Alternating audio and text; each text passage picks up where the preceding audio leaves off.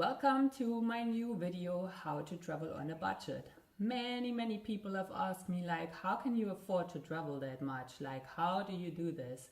And to be honest with you, like 3 years ago, I didn't have a single clue which options one could have to save money while traveling. But like now over the years, I gained like valuable knowledge, and today I would like to share that with you.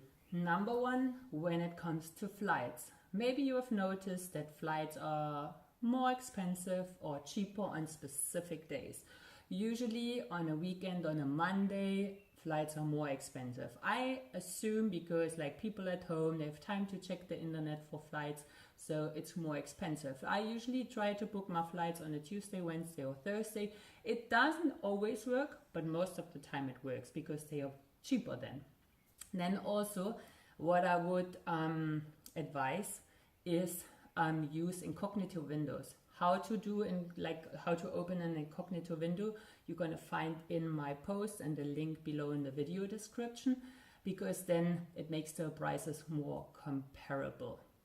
What I've experienced in the US, they tend to overbook the flights, and then they look for people that are flexible.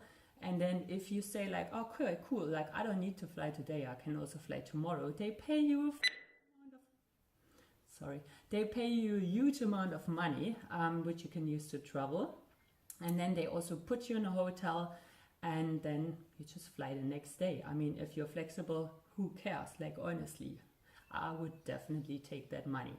And then I'm also using like a search machine for flights, which you can also find in my post. The link you find in the video description. Number two, collect flight miles. Different airlines offer different programs. So, and most of the time they have like different airlines in the program. So just like, especially if you fly a lot, like collect flight miles and then you qualify for free flights, upgrades, or yeah, it's definitely a good way. Number three, make friends all over the world. Whenever I travel, I just like mingle with the travelers, I mingle with the locals, and then I stay in touch with them on social media. Once I pick my new destination, I just post something on social media saying, hey, this is where I'm gonna go, or I just like text them directly, and then either I stay with them or they like give me like a contact or put me in touch with someone that I can stay with.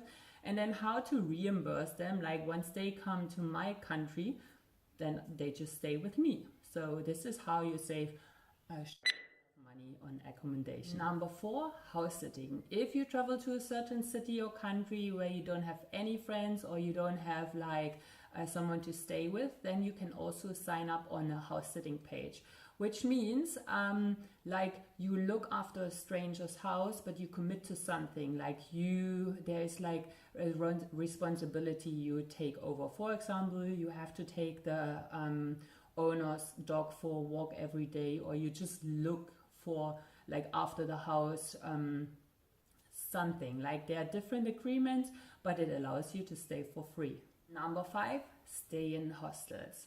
If house sitting is not your thing, or you still don't have anyone in a city or in a country you're traveling to, then a good option of like saving some money is staying in hostels. Besides that, it also gives you the opportunity to mingle with other travelers, which allows you to make friends with people from other countries again. It is cheap, and it's usually the hostels are like super cool. Like, even if you're not staying in a dorm bed, like, which is the cheapest option, most of the hostels, they have really nice private rooms, and they are really affordable. So number six, help exchange. Especially for people that have just finished like their studies or school, help exchange is a really cool way of saving a lot of money. You sign up on a page, which is, for example, like HelpX or Workaway, and then what you do is like you offer your help in a specific project, in a family, or in a backpackers or a hostel, and then usually you work like 20-25 hours a week, and in exchange they give you free accommodation and food.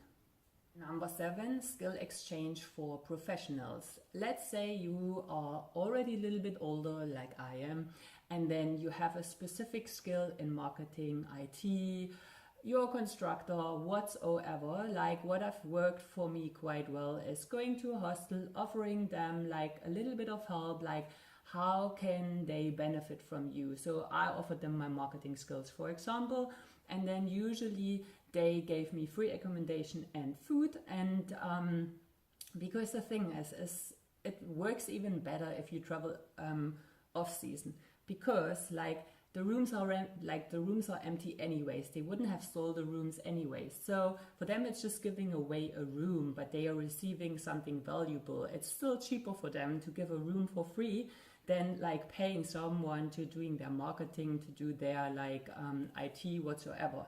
So this is definitely an amazing way of doing it, I promise. 8, use public transportation. Like a really good way of saving money is also to use public transportation. I'll just give you an example. Like in Kenya, I was traveling with the Matatu, which is like a really small minibus. So for a distance of 60 kilometers, I paid like $1.50 with the minibus. It takes a little bit longer, but who cares? And you meet the most amazing people ever. And if I would have taken a taxi, it would have been $40. So always try to use public transport. Also, please always check with the locals if it's safe, if it's also safe to travel during the night. But it's an amazing way of saving money. Number 9, travel off season and off the beaten tracks. What I said already, especially for the exchange, like the skill exchange, it's always better to travel off the season because the rooms are empty, then also the rates are way lower, then also the flights are way cheaper. And also if you travel off the beaten tracks, like you might stop in local restaurants where you don't pay like an arm and a leg. You find those little shops where they don't charge you like tourist prices and stuff. So always try to travel off the beaten tracks and then also off season. And then number 10, eat local or cook. Cooking, I mean, it's not everyone's favorite thing to do, to cook, but like especially if you stay in hostels, then there's always a kitchen, so you can buy your own stuff and you can cook. And then also if you eat local means don't eat in the tourist places because they usually charge you like crazy amounts of money. So rather go in the little side streets where you have like local restaurants where the local eat, you meet the most amazing people again, and then you just pay half of it.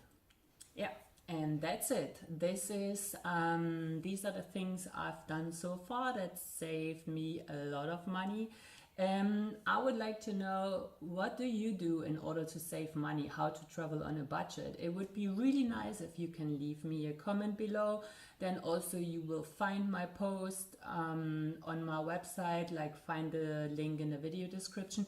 If you liked my video, then I would really appreciate if you can give it a thumbs up. If you can also subscribe to my channel, and yeah, I'll see you soon.